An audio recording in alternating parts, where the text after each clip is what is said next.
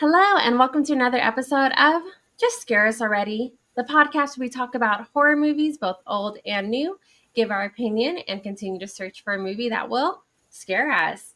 I'm your host, Cheyenne, with my co host, Dave. Hi everyone, welcome back. And don't forget to give this video a like and a subscribe, and follow us on all of our social medias down below. But for now, let's get into it. All right, so for this week's episode, we will continue to dive into the different genres and subgenres of horror films. So we decided to take a look at the psychological genre, and more specifically, the subgenre home invasion and survival, and discuss three of our favorite home invasion and or survival related horror films. Now we know survival can be very vague, as the plot of any horror movie is to try to survive. So you could pretty much list any movie that, under survival. So we are focusing more on um, the horror films that are more related to surviving a home invasion. So that kind of narrows it down, gives us a better group of films to focus on instead of just randomly picking out any horror film out there. So, with that being said, let's dive into it and see if any of our picks will break into your list of favorites as well. So, Shy, what's your number three? My number three is the movie Perfect Host, directed and written by Nicholas Tomney, starring David Hyde Pierce and Clayne Crawford. Injured after committing a bank robbery, John Taylor is desperate to find a place to hide out and approaches the home of Warwick Wilson. John manages to get himself invited into the house by posing as a friend of a friend and spinning a sob story of lost luggage and violent mugging. Inside, Warwick, a consummate host, is making the final preparations for the impeccable dinner party he's hosting. He insists John stay for the party, but as the evening begins, it becomes obvious that Warwick may not be what he first appears. So, this movie kind of is a home invasion one, as obviously John, who is an injured bank robber, is trying to sneak into this home of sorts, or at least push his way in. But I love this movie because it takes such a fun twist where you think, oh, John's going to obviously intimidate this guy and threaten him once it sort of comes out that he is a bank robber because of all the news and everything for people looking for him. But Warwick definitely twists the tables and turns it on its head and just makes it such a fun movie about a robber trying to survive getting out of a home that he decided to sneak into, which you will later see is a bit of a theme with the movies I chose to like for this one. Mm-hmm. But I think that this one's really, really fun. It's just the two characters, a few extras here and there, set in this one room, this one house. And the ending is so good because it's a twist on its own twist, basically. I wish I could say what it is, but I don't want to give any spoilers. You can find this movie free on Tubi, but I think that it's well worth the watch.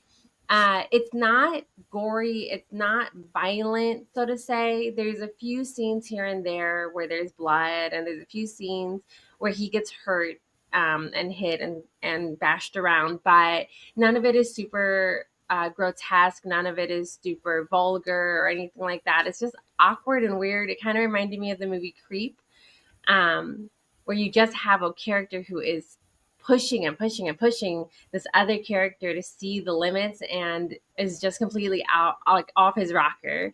Mm-hmm. But I think that both the actors do such an amazing job. David Hyde Pierce, though, he carries this movie as a whole. He does just above and beyond in this one. Okay. Yeah, I I do recall seeing that film, and yeah, it was a very good one. Very very nice movie. Yeah, it's very fun. What about you, though? What's your number three in the home invasion category? All right. So my number three is 2015's Intruders, which stars Beth Risgarf and Rory Coughlin, the youngest brother of the Coughlin brothers, and directed by Adam Schindler.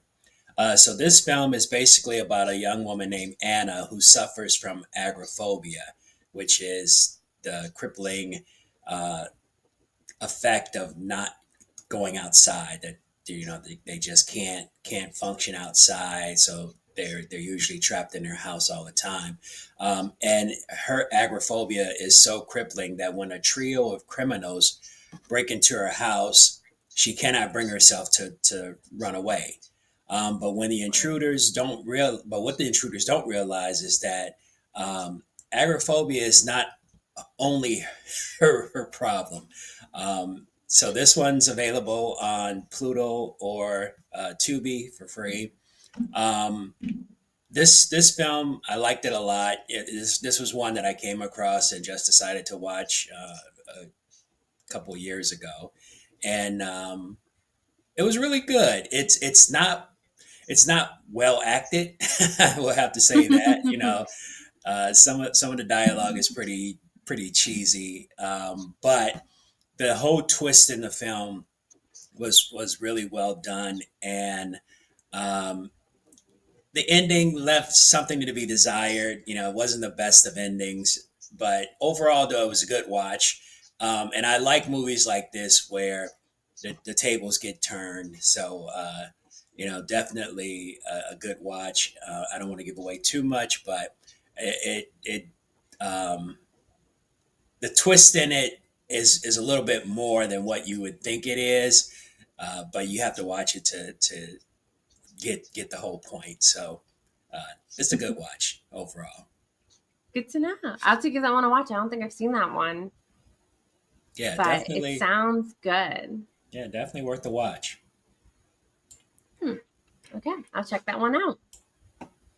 Well, my number two is also one that I just kind of stumbled upon. It's called In Their Skin from 2012. It's directed by Jeremy Power Regnenball, starring Selma Blair, Joshua Close, James Darcy, and Rachel Miner. This one you can find on AMC Plus or Shudder. After the accidental death of their 6-year-old daughter, the Hughes family escapes their busy upscale suburban life and head to their isolated cottage for some quality time. An evening with friendly neighbors is suddenly interrupted when one man's obsession with perfection escalates into violent struggle, forcing the family to go beyond what they ever thought they were capable of in order to survive. This movie reminded me a lot of the movie Speak No Evil. It's very much, again, a couple who is pushing the other couple, seeing how far they can go, but in a much more polite manner, I would say, than in Speak No Evil. Speak No Evil felt very just like they're weird off the bat, versus this Mm-hmm. one felt much more slow burn of it. They obviously, this family, they're going through something, the accidental death of their kid. And so they decide to go to this home that they haven't been to in a long time. It's their second house. And all of a sudden, these weird neighbors in their backyard in the middle of the morning, like in the middle of early morning, who just sort of impose themselves, invite themselves over for a dinner. And once they're there, they're asking them a whole bunch of questions: how much they make, how much they love each other, all these different things to see how perfect this family is. And then it quickly unravels that this new couple is trying to replace this couple and take basically be in their skin. I thought this one was really great. It's such a good, creepy family. Rachel Miner does an amazing job playing a slightly victimized psychopath, because you can tell she's much younger than her partner is. I don't know how true her story is, but her story is that he took her in from an abusive home when she was 16. So she's basically indebted to him. And so you see that kind of moments in there where she is just as demented, but not in a psychopathic way as he is, but more in a trying to meet him where he is. But there's so much great tension in this movie. There are a few frustrating scenes, of course, where you're looking at the family being attacked and you're just like, oh my God, do something. Like, come on. The smallest things, like lock your door as soon as you kick people out of your home. I don't know. To me, that's kind of a crucial thing to do. So there's just those small moments where you're kind of frustrated with the characters, but they do end up kind of strengthening towards the end and really taking their own. It takes a bit more of an American Speak No Evil ending versus the original Danish version. So if you know that movie, you know a little bit where this one's going. But I think that it was a very fun watch. Selma Blair does a great job being the sort of colder wife at the beginning who learns, that she has to love her family and has to do anything to keep them safe. They both play off each other really well, Selma and Rachel. So this one I think is a great watch if you get the chance to see it. Okay, yeah. I don't think I've ever seen that one, so yeah, definitely have to check that one out. I did see it when I was, trying to refresh my memory on, some home invasion type movies, and I was like, Uh I gotta huh. check that one out, but never got around to it. Yeah, there's a few that I wanted to watch that I just didn't get the chance to or couldn't find it somewhere. But I'm happy I actually gave this one a watch. I skipped over the name of it several times when I was making my list. And so I Mm, finally just said, let's give it a watch. And yeah, it was very much worth it. okay, yeah, I'll check that one Yeah. out. What is your number two on your list? All right, so my number two is 2018's He's Out There. Stars Yvonne Strahovski, Anna and Abigail Mioski, and directed by Dennis Elias. So this one's available on Peacock and Amazon Prime. It's basically about a family that's going on vacation at a remote lake house. Um, the father is running a little late, so the mother and her two daughters arrive there early, and eventually they find themselves in a fight for survival after falling into a terrifying and bizarre nightmare conceived by a psychopath. So this one is truly a home invasion one, but it's not a random home invasion, and I don't want to give anything away, but um, it builds up. It's uh, it's cliche-ish in some respects, but I think it does well enough to keep you involved, to keep you entertained and wanting to know what the heck's going on. I must say the part of the father Hmm. that actor didn't get much screen time, so so I'll leave it at that. But it mostly revolves around the mother and the two daughters, and it's interesting to know that of course when I said the names, Anna and Abigail, they play sisters. They're real life sisters. So that was pretty interesting. But again, good watch. It the ending was interesting as well. So I think most people who watch it would probably enjoy it. So yeah, definitely you have to check it out. Yeah, that one was a good one. I watched it after you sent me your list of top three. Okay. Um, and I enjoyed it. I thought it was really good. The sisters did a good job in it. Hmm. Yeah, but that one, yeah, it's definitely a fun one. Gosh, there's so many things I want to say about movies that are just going to spoil it if we do. Right. Exactly. Exactly. If you go too deep into it, then you give away everything. So. Yeah. Well, on to my number one of home invasions. And this has been my number one for a very long time. Anytime I think of a home invasion movie, this one and your number one are usually my top. Mhm. But it is 2009's The Collector, directed by Marcus Dunstan and starring Josh Stewart and Juan Fernandez.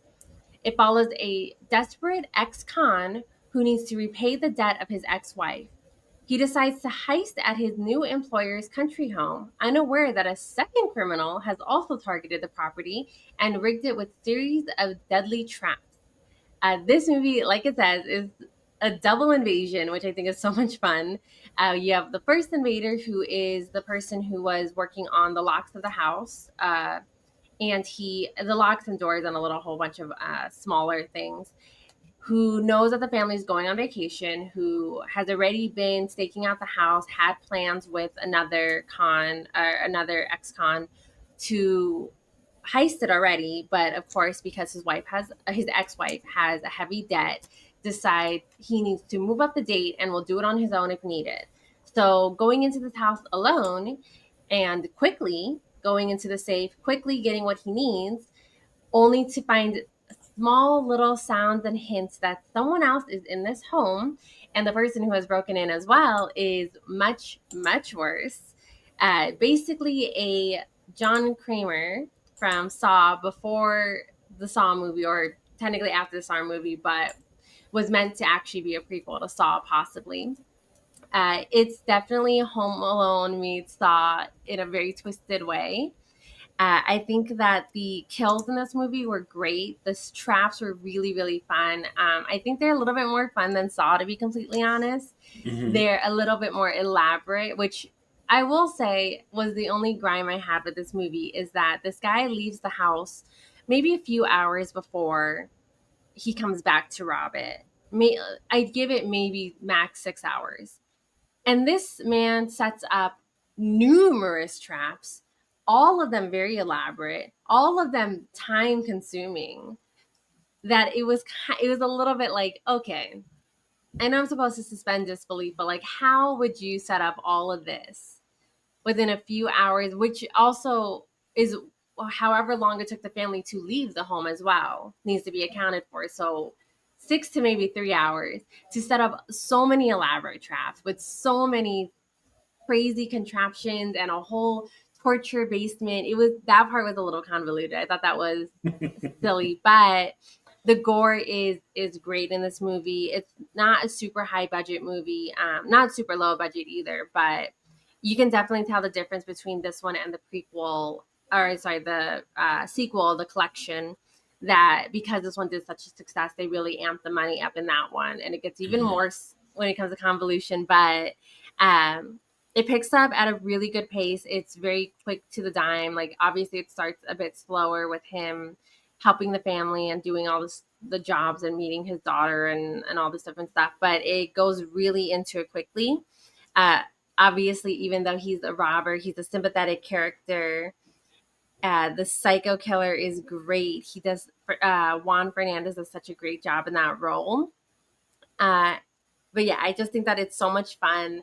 And uh if you like the Saw movies, you will like this movie. There's less of a moral take to it than Saw, but it's just a fun ride to see all of these crazy kills and all these crazy contraptions, and you feel bad for this guy who is trying to save this family that he was robbing, but the family just keeps making stupid after stupid mistake and decision.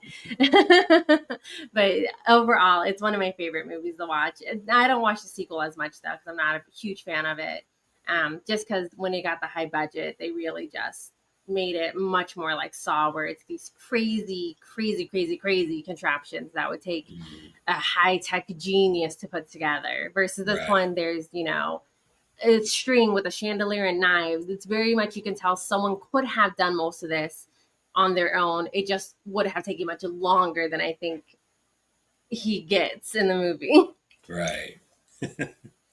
Okay. Yeah.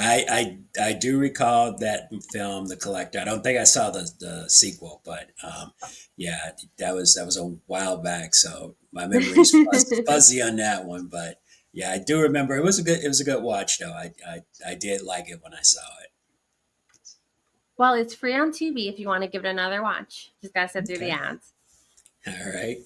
But what about you? What's your number one? All right. My number one is 2011's You're Next, which stars Sharni Vinson and directed by Adam Wingard. This one's available on Peacock, and basically it's about a family, the Davison family. They come under attack during their wedding anniversary getaway. Um, the gang of mysterious killers soon learns that one of the victims harbors a secret talent for fighting back. And does she fight back? Oh yeah. I mean, when I first saw this film, I mean my jaw dropped when Yeah. when the action really got started, and it ramped up, and then it was like wow, and so this one reminded me a lot of the Australian film High Tension, and I'm Hmm. sure a lot of folks that will watch this movie or have seen it already will also compare it to Ready or Not, where you got that flight or fight scenario. Mm-hmm. So yeah, but this film, I mean, it was she was just a badass all the way. And like I mentioned, I like home invasion films where the tables get turned, and she definitely turns the tables. So it's impossible not to give away too much in this film, because it's basically set in one house, one scenario, families there. They're not the greatest of families. Of course, Mm-hmm. no family is. The siblings, they don't get along. They pick at each other and antagonize each other. Um, but the family's well to do, and so the plot of the film is very interesting as well, and the twist is pretty decent at the end as well. But Oh, yeah, great movie, great such a good movie. ending. Yeah, Yeah, I agree. yes, It's such a good one. yeah, definitely. I mean, I put it up there with Ready or Not, and High Tension. When it comes to those type of films, those are probably the top three. I was on the fence because I thought about uh, uh, uh, don't don't speak, or what was Don't the breathe. Don't Breathe. Yeah, I can't think of the name. I wanted that one on my list, but when I thought about it, I was like, well, that one was good, but there were a lot of things in it I didn't like. So it Yeah. wouldn't have been in my top three. It may be in my top 10, but yeah, not top three. Yeah, there was a few that I wish I had put on my list, but I didn't only because I didn't get to rewatch them Hmm. before doing this. And I don't like to do ones that I just kind of go off memory because I have a tendency to forget a lot of things. But the movies, The Owners and The Villains, are Okay. both really good movies. They're both, of course, like I said, I love movies where the person who breaks into the house ends up becoming the victim in the Hmm. situation. In both those movies, that's kind of what happens. But what I remember, the owners were two people break into a house or trick their way into the home and learn that the mother of the house is basically keeping the other people in the home also hostage in her own little delusional world. Hmm. And then in the villains, the two that break into the house, and that one has Bill Skarsgård and Miko, the one from Long Lakes. I can't remember her last name, but it has those two Oh, in it. okay. And it's basically two people break into a home and learn that the two homeowners are absolutely psychotic and on a completely different mental level, who have delusions of grandeur all the way to the point where one of them, who's an older lady, is trying to seduce Bill Skarsgård's character. It gets really wild and really just silly. It's a silly one, but I do remember I liked it. I just didn't get a chance to watch them. But those are two fun home invasion ones that kind of that would have made my list if I could have rewatched them. Okay. Yeah, yeah, and I think for me, if we were to talk about what probably would have been in the top five, I guess for me, number five would have probably been probably I'd say The Strangers, the original one with Ugh, I Liv don't Liv get Tyler. that. I like that movie. I like because I know you say it was boring, but it was So boring. it's a slow burn, but it's so tenseful. It's like whenever I watch it, it's very I'm at the edge of my seat kind of thing, because those type of movies, they they're good, but they bother me. You know, it's like just something creepy about it, and especially Mm-hmm. when you travel and you're staying in a hotel or a cabin or whatever, and you Yeah. start thinking about these type of movies. And it's like, Maybe I need to okay. rewatch it as an adult now. 'Cause I Mm. watched it as a kid, so obviously I was a little bit more bored with the movie. But now, as an adult who lives in an apartment and is home alone a good amount of times, I should probably rewatch Yeah, it. exactly, exactly. And my number four would be Funny Games. Oh, such a good I one. could take either one. I could take the remake or the original. Yeah, Um, just a creepy movie overall. And again, that's that's another what. one. Mhm. Sorry, go ahead. No, I was going to say, yeah, this is another one of those films where I'm not. I like watching them, but I'm not crazy about them because you think about it, and it's like that crap really happens. you know, I watch a lot of those Yeah. those 2020 and Dateline things. I'm like, that crap really happens. you Yeah, know. I that was one that I would have put on the list if I had rewatched it as well, but I didn't get a chance to. But I Hmm. do know I love both the ones, the German and the American one. They're both so good. I love the fourth wall breaking, the Hmm. meta-ness of the movie, and yeah, I mean, people. That's why I don't open the door for anyone. I Yeah, got a ring yeah. camera for a reason. I have several locks. I have a door jammer. You learn from the If I best. wasn't in an apartment if I wasn't in an apartment system, I would have an alarm system as well. But I have several cameras, so anyone who tries breaking into my house, just be aware. Yeah. No, it's just creepy knowing, that there are people out there that do things like that, and their Mm-hmm. reason behind it is you were home. That Yeah, that I could probably do was the it. most freakiest line I've ever heard. At the end of Strangers, and she says, "Why are you doing this?" And they say, "Because you were home." That just drills down to your bare core. You're just like, wow. Yeah, No rhyme, yeah. no reason, just because you were there. I know it'd be better if you were targeted for a different reason or a reason, but Right. just for being there, yeah, that's definitely scary. Which Hmm. stinks to why they ruined the remake. Say what?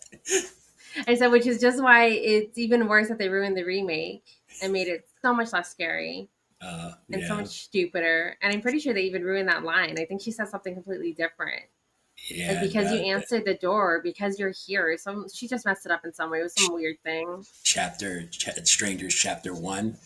Yeah, I was Yeah. rewatching that one Ugh. for a Yeah, that different was thing, horrible. just to revisit some of the movies that we've given bad reviews on. And nope, still bad. Well, chapter two is coming out, so. I know. So we'll give our opinion on that one too. But those are our top three home invasion movies each, slash survival of a home invasion type. Let me give one more honorable mention, just because I Okay. love him so much. But Mike Flanagan's Hush. Have to Okay. mention him at every turn that I can. Love him. Love that movie. It was just one that I also didn't get to rewatch because I didn't. It wasn't on streaming that I could find. But if you get the chance to watch it somehow, it is very good. Deaf woman trying to survive a home invasion. That just sounds fun in and of itself. So, but yes, anyways, sorry. But those are our top three home invasion movies. If you have any home invasion movies that are not on the list that you enjoyed, please leave it down in the comments below. And don't forget to give us a like and a subscribe. Ring that bell so you get notified when we have new videos. And try to catch us next week when we will see what will scare us. Thank you. Bye, everyone.